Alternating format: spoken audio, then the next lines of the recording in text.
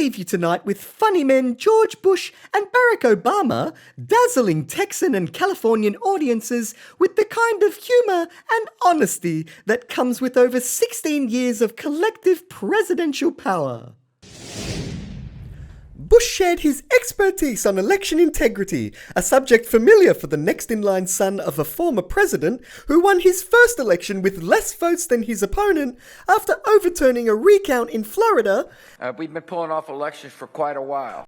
And his second, despite Democrat claims that he stole it. There are still legitimate concerns over the integrity of our election. I agree with tens of millions of Americans who are very worried. There is no paper trail. Malfunctioning electronic machines. This is their only opportunity to have this debate while the country is listening, and it is appropriate to do so.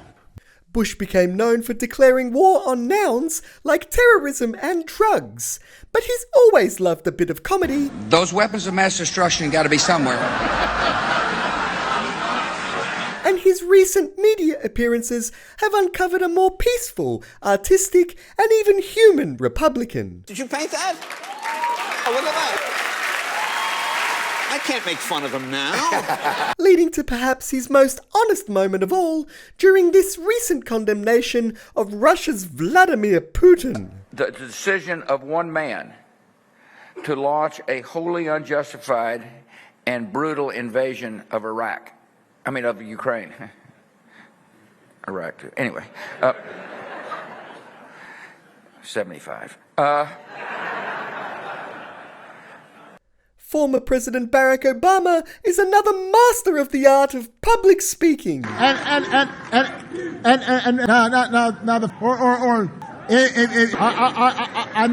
going a little off script here. His brutal honesty turning a Stanford University lecture on misinformation into unmissable information. And yet, despite the fact that we've now essentially clinically tested the vaccine on billions of people worldwide,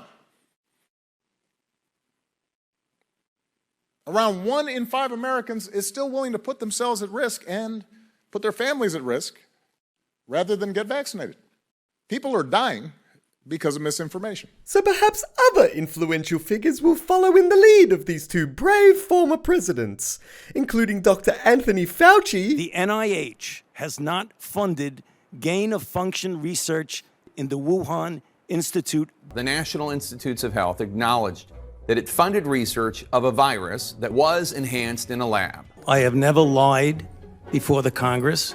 And famous nerd Bill Gates. The presence of social media plus a pandemic is a combination that's never been tried before. Nobody would have predicted that I and Dr. Fauci would be so prominent. Did we create the pandemic? Are we trying to profit from it? Wow, great insight into the thoughts of the really important people in charge of things, Sandy. Yes, you can only hope that they're aware of the profound impact they have on the rest of us.